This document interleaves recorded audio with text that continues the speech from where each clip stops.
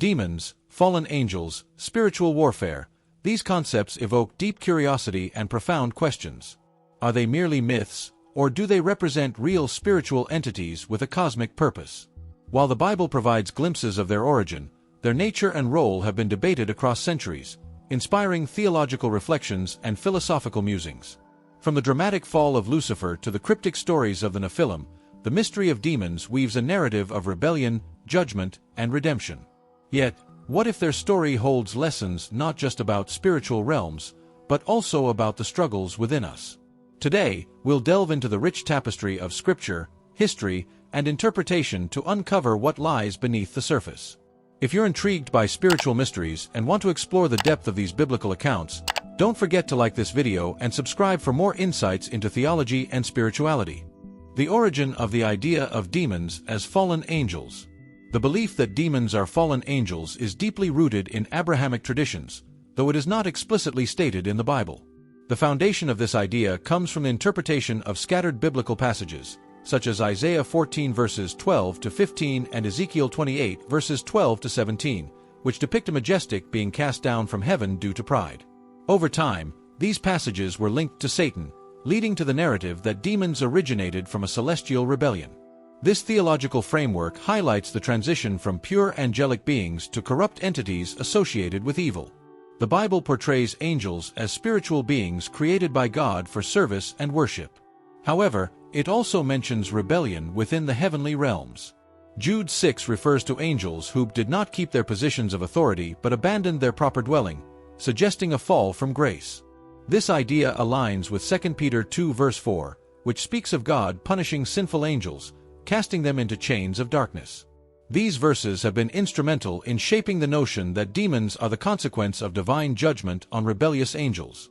One of the most striking examples supporting this belief comes from the story of Lucifer, often equated with Satan. Isaiah 14 verse 12 describes the morning star falling from heaven, a passage widely interpreted as an allegory for Lucifer's rebellion. While initially referring to the king of Babylon, theologians throughout history have associated this text with a cosmic event involving an angelic insurrection. This interpretation has reinforced the narrative that demons were once heavenly beings who chose to defy God. The apocryphal book of Enoch provides additional context, elaborating on the fall of angelic beings known as the Watchers. These angels, according to Enoch, descended to earth and sinned by taking human wives, resulting in the birth of the Nephilim, a race of giants. This ancient text portrays the Watchers as the origin of certain demonic spirits after their punishment by God. Though not canonical in most Christian traditions, the Book of Enoch has profoundly influenced the imagery of fallen angels becoming demons. The idea of transformation from angels to demons raises intriguing theological questions. Were these beings inherently corrupted by their rebellion, or did their nature change as a direct result of divine punishment? Many theologians argue that their fall led to a loss of their divine glory and a descent into moral and spiritual corruption. This transition is often depicted as a movement from light to darkness, symbolizing their separation from God. Christian tradition further expands on the role of pride in the fall of these angels. Pride, often considered the root of all sin, is depicted as the driving force behind Lucifer's rebellion. This narrative resonates with Proverbs 16 verse 18, which warns that pride goes before destruction. By defying their creator, these angels exemplify the consequences of arrogance and disobedience, serving as a cautionary tale for humanity. While the Bible focuses primarily on the moral and spiritual consequences of the fall, other sources delve into the physical aspects of these beings. Some suggest that the fall stripped them of their celestial forms, leaving them as disembodied spirits seeking hosts to inhabit. This is evident in New Testament accounts, such as Jesus casting demons into a herd of pigs, Mark 5 verses 1 to 13. Such stories highlight the restless and destructive nature of demons as they navigate the earthly realm. Throughout history, church fathers like Augustine of Hippo reinforced the belief that demons are fallen angels. Augustine viewed these entities as beings who chose eternal separation from God, embracing evil as their defining characteristic. His writings shaped the theological understanding of demons in both Catholic and Protestant traditions, solidifying their role as adversaries of God and humanity. Interestingly, this perspective is not universal among all religions. In Judaism, the concept of demons as fallen angels is less emphasized, with a greater focus on demons as malevolent spirits. Meanwhile, Islamic theology portrays Iblis, often equated with Satan, as a jinn rather than a fallen angel. These differences highlight the diverse interpretations of spiritual rebellion across religious traditions, even within the Abrahamic faiths. Ultimately, the idea of demons as fallen angels underscores the cosmic struggle between good and evil. It illustrates the consequences of disobedience and the enduring battle for the human soul. This narrative serves as a powerful reminder of the need for vigilance in the face of temptation, setting the stage for deeper exploration of biblical and theological insights surrounding spiritual beings. Biblical and extra-biblical sources on demons as fallen angels. The concept of demons as fallen angels is drawn from both biblical texts and extra-biblical sources. In the Bible, passages such as Isaiah 14 verses 12 to 15, Ezekiel 28 verses 12 to 19, and Revelation 12 verses 7 to 9 are often interpreted as references to the fall of Satan and his followers. These scriptures provide a fragmented yet compelling narrative of a celestial rebellion, with Satan being cast out of heaven. While the Bible does not directly equate all demons with fallen angels, these verses form the foundation for the theological interpretation of their origin. Extra-biblical sources, such as the Book of Enoch, expand on the biblical account with vivid details. The Book of Enoch describes the Watchers, a group of angels who descended to earth, intermarried with human women, and gave birth to the Nephilim. These beings, described as giants and men of renown, were punished along with their angelic fathers, who were imprisoned in darkness. This narrative, though not part of the biblical canon, has significantly influenced Jewish and Christian traditions about fallen angels and their transformation into demons. Jude 6 and 2 Peter 2 verse 4 mention angels who were punished for abandoning their proper domain. These verses, while brief, are critical in linking the idea of angelic rebellion to divine judgment. The phrase, chains of darkness, suggests imprisonment and a loss of status, aligning with the imagery in the Book of Enoch. Such descriptions create a coherent picture of divine retribution against spiritual beings who defied God's order. Revelation 12 verses 7 to 9 introduces the dramatic imagery of a war in heaven, where Michael and his angels fight against the dragon, often interpreted as Satan. This passage connects the dragon with the ancient serpent from Genesis, reinforcing the idea of a fallen angel who opposes God and deceives humanity. The dragon's fall, along with his angels, supports the belief that demons originated from this celestial battle. The pseudepigraphal Apocalypse of Abraham offers another perspective on the role of fallen angels. In this text, Azazel, a fallen angel, is depicted as a corrupting force in the world, leading humanity into sin. This depiction aligns with the broader theme of fallen angels as instigators of moral decay. Though not canonical, these writings enrich the understanding of how ancient traditions viewed the origin and influence of demonic forces. Church fathers like Origen and Tertullian were instrumental in interpreting these sources through a theological lens. Origen believed that demons were once good but fell from grace due to their free will. Tertullian, on the other hand, emphasized their active role in opposing God's plan and corrupting humanity. Their interpretations synthesized biblical and extra-biblical narratives, shaping early Christian doctrine on fallen angels and demons. Interestingly, the Dead Sea Scrolls also reference the fallen Watchers and their punishment. Texts such as the Book of Giants expand on the rebellion and its consequences. These writings describe the offspring of the Watchers as a source of evil and corruption on earth. The scrolls provide a glimpse into the diverse perspectives of Second Temple Judaism, where beliefs about fallen angels were already well established. Rabbinic literature offers a more nuanced view of demons, often portraying them as spirits rather than fallen angels. The Talmud and other Jewish texts discuss spirits known as Shedim, which are distinct from angels but capable of influencing human behavior. This differentiation highlights the complexity of Jewish thought on the nature of demonic beings and their relationship to fallen angels. Islamic theology presents an alternative narrative, with Iblis, often equated with Satan, described as a jinn rather than a fallen angel. The Quran portrays Iblis as a being created from smokeless fire, who defied God by refusing to bow to Adam. This divergence illustrates how different religious traditions interpret the origins and nature of spiritual rebellion, offering unique insights into the concept of demonic forces. These biblical and extra-biblical sources collectively form a rich tapestry of beliefs about demons as fallen angels. They provide a foundation for theological reflection, inspiring debates about the nature of sin, divine justice, and spiritual warfare. While interpretations vary across traditions, The shared theme of rebellion against God underscores the enduring relevance of these narratives in understanding the cosmic struggle between good and evil. The question of fallen angels needing bodies. One intriguing theological question about fallen angels concerns their need for physical bodies to interact with the material world. Before their fall, angels are depicted as purely spiritual beings who serve God in the heavenly realms. Hebrews 1 verse 14 describes angels as ministering spirits, emphasizing their incorporeal nature. However, after their rebellion, fallen angels, now considered demons, seem to exhibit a strong desire to inhabit physical forms, as suggested in biblical accounts such as the story of the Gadarene demoniacs in Mark 5, verses 1 to 13. In the New Testament, demons are portrayed as disembodied entities seeking a host. The narrative of Jesus casting demons into a herd of pigs illustrates their desperation for a physical vessel. When Jesus commands the demons to leave the possessed man, they plead to be sent into the swine rather than being left without a body. This behavior raises theological questions about whether their fall altered their nature, making them dependent on physical forms to exert their influence on earth. Some scholars argue that the desire for a body is linked to the nature of their punishment. After their rebellion, these angels were expelled from God's presence and may have lost the ability to operate freely in the spiritual realm.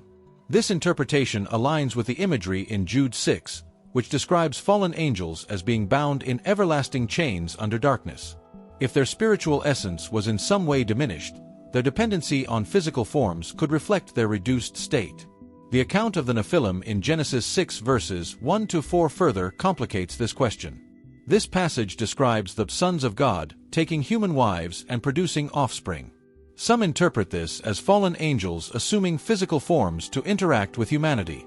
If this interpretation is correct, it suggests that fallen angels were capable of materializing in the physical realm before their imprisonment. Their current need for hosts could, therefore, be a consequence of additional judgment after the flood. Others propose that the need for bodies reflects their desire to corrupt God's creation. By inhabiting human or animal vessels, demons can influence behavior, spread chaos, and undermine divine order. This perspective emphasizes their role as adversaries of God, actively working to distort the harmony of the material world. Their possession of individuals, as seen in accounts like Luke 8 verses 26 to 39, serves as a stark example of this corrupting influence. Theological debates also extend to the nature of their possession. Are demons merely occupying these bodies, or do they integrate themselves with their hosts? Some theologians argue that possession involves a parasitic relationship, where the demon manipulates but does not become one with the host. This distinction is significant in understanding the nature of their interaction with the material realm and the extent of their power over physical beings. The Book of Enoch provides an additional perspective, suggesting that the spirits of the Nephilim, the offspring of fallen angels and humans, became the disembodied spirits we now consider demons. According to Enoch, these spirits were cursed to wander the earth, seeking rest but finding none. This narrative provides a possible explanation for their longing for physical bodies, as they are eternally restless and unable to fulfill their desires without a host. Biblical references to demonic possession often emphasize the destructive nature of these spirits. In Mark 9 verses 17 to 29, a demon-possessed boy is described as being thrown into convulsions and fire. Such accounts highlight not only the need for a body but also the harm these entities cause once they find one. This behavior aligns with Jesus' warning in John 10 verse 10 that the thief, a metaphor for Satan, comes only to steal and kill and destroy. Another perspective considers their possession of bodies as an act of rebellion against God. By inhabiting His creation, demons assert their defiance, further separating themselves from divine authority. This interpretation underscores the symbolic significance of their actions, as they distort what was originally created for good into something malevolent. Their need for bodies, therefore, becomes a testament to their ongoing rebellion. Ultimately, the question of fallen angels needing bodies invites deep reflection on the nature of spiritual beings and their relationship with the physical world. It challenges believers to consider the consequences of rebellion, not only in the heavenly realms but also in its impact on earth. As spiritual warfare continues to play out, this question underscores the importance of understanding both the spiritual and physical dimensions of existence in the Christian worldview. The transformation of fallen angels into demons. The idea that fallen angels underwent a transformation into demons has captivated theologians and believers for centuries. This transformation is often depicted as a direct consequence of their rebellion against God. Initially created as beings of light and purity, these angels forfeited their divine nature when they chose pride and disobedience. Isaiah 14 verses 12 to 15, interpreted by many as describing Lucifer's fall, exemplifies this shift from a position of celestial glory to one of disgrace and corruption. One of the most debated aspects of this transformation is whether it involved a physical change. Many theologians believe that their fall altered not only their moral and spiritual essence but also their appearance. Revelation 12 verses 3 to 4 describes a dragon sweeping a third of the stars from the sky, often interpreted as Satan leading a third of the angels in rebellion. This dramatic imagery suggests that their once glorious forms were replaced with something reflective of their fallen state. The Book of Enoch provides vivid depictions of the punishment and transformation of the Watchers, a group of fallen angels. After defiling themselves by intermingling with human women, these angels were cast into chains and darkness, stripped of their heavenly status. Enoch's account portrays their transformation as both a physical and spiritual descent, with their glory replaced by shame and torment. This narrative has significantly influenced Christian and Jewish understandings of demons as corrupted spiritual entities. Scripture also emphasizes the loss of their divine function. Angels were created to serve as messengers and agents of God's will, Hebrews 1 verse 14. By rebelling, they not only rejected their purpose but also aligned themselves with chaos and destruction. Their transformation into demons signifies a complete reversal of their intended role, becoming adversaries to the very order they were meant to uphold. This shift underscores the gravity of their rebellion and its cosmic implications. The transformation process is often linked to their separation from God's presence. Psalm 16 verse 11 states that, "In your presence is fullness of joy," highlighting the life-sustaining power of communion with God. When these angels were cast out of heaven, they were cut off from this source of divine light and sustenance, leading to their spiritual decay. Their fall is a reminder of the devastating consequences of being separated from the Creator. Some theologians argue that the transformation of fallen angels into demons was gradual rather than instantaneous. This perspective suggests that their rejection of God led to a progressive corruption of their nature. Over time, their evil acts and alignment with Satan further solidified their identity as demons. This idea aligns with the biblical principle that sin leads to greater darkness, as seen in Romans 1 verses 21 to 32, which describes the downward spiral of those who reject God. Another significant aspect of their transformation is their role in tempting humanity. As demons, they became instruments of deception, luring people away from God's truth. This role is evident in Genesis 3, where the serpent, often identified as Satan, tempts Eve to disobey God. The transformation of fallen angels into demons thus symbolizes their shift from divine servitude to active opposition against God's plan for humanity. Theologically, the transformation of angels into demons serves as a warning about the consequences of pride and rebellion. Proverbs 16 verse 18 declares, "Pride goes before destruction, and a haughty spirit before a fall." The fall of Lucifer and his followers epitomizes this truth, demonstrating how even the most exalted beings can be brought low by arrogance. Their transformation into demons is a testament to the justice and holiness of God, who does not tolerate rebellion in His creation. Historical depictions of demons often reflect their transformed state. Medieval art and literature portray demons as grotesque and terrifying, emphasizing their departure from their original beauty. These depictions serve as a visual reminder of their fall and the consequences of sin. While such imagery is not explicitly biblical, it has profoundly shaped cultural perceptions of demons and their origins. Ultimately, the transformation of fallen angels into demons illustrates the far-reaching effects of sin and rebellion. It reminds believers of the spiritual battle waged in the heavenly realms and its impact on the physical world. As Ephesians 6 verse 12 states, "Our struggle is not against flesh and blood, but against the rulers, against the authorities, against the powers of this dark world, and against the spiritual forces of evil in the heavenly realms." This transformation underscores the importance of aligning with God's will and resisting the influence of darkness. The Book of Enoch and the Nephilim. The Book of Enoch, an ancient Jewish text, offers a fascinating perspective on the origin of the Nephilim and their connection to fallen angels. Enoch describes a group of angels called the Watchers, who were tasked with observing humanity. Instead of remaining faithful to their divine duty, these angels lusted after human women, descended to earth, and took them as wives. Their union produced the Nephilim, a race of giants mentioned in Genesis 6 verse 4 as the heroes of old, men of renown. The Nephilim are depicted in Enoch as beings of extraordinary strength and size, but their existence brought corruption and violence to the world. These giants consumed vast resources, leading to conflict with humanity. The text portrays the Nephilim as a scourge on the earth, contributing to the moral decay that eventually prompted God to send the flood. This narrative aligns with Genesis 6 verse 5, which states that every inclination of the thoughts of the human heart was only evil all the time. Enoch's account also sheds light on the fate of the Watchers. God, angered by their rebellion and the havoc they caused, ordered the archangels to imprison them in the abyss until the day of judgment. This punishment is echoed in Jude 6, which mentions angels kept in darkness, bound with everlasting chains. The Watchers' fate serves as a stark reminder of the consequences of defying divine authority. The spirits of the Nephilim, according to Enoch, became disembodied after their physical destruction in the flood. These spirits were cursed to wander the earth as malevolent entities, seeking to harm humanity. This explanation offers a potential origin for demons in Jewish and Christian thought. Although not canonical in most traditions, the Book of Enoch provides a vivid narrative that has influenced interpretations of spiritual warfare and the nature of evil. The term Nephilim itself is subject to debate. Some scholars interpret it as fallen ones, while others associate it with the Hebrew word for giants. The ambiguity surrounding their identity has led to various theories about their role in biblical history. Were they purely symbolic of human corruption, or did they represent literal beings with supernatural origins?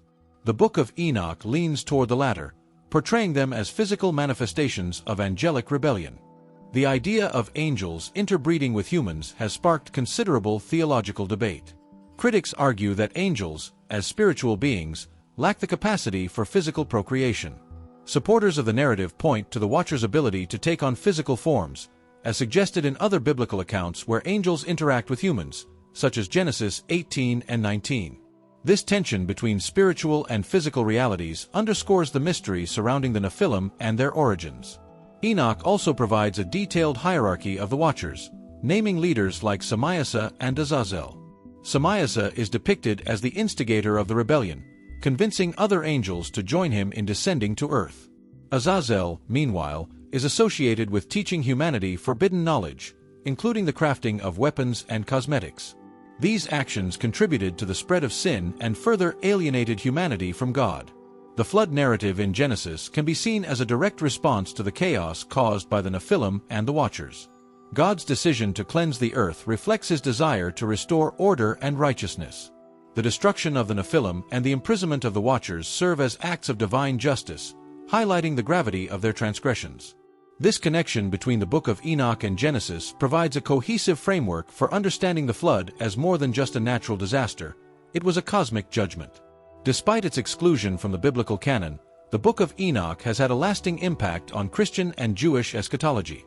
Early church fathers, such as Tertullian, regarded Enoch as an authoritative text, while others dismissed it as apocryphal.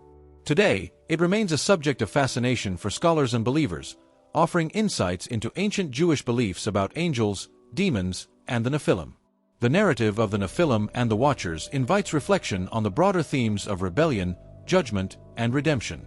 It challenges readers to consider the consequences of defying divine order and the enduring struggle between good and evil. As the Book of Enoch states, all the earth shall be cleansed from all defilement, reminding believers of God's ultimate plan to restore creation to its intended glory. Theological and historical interpretations of fallen angels and demons.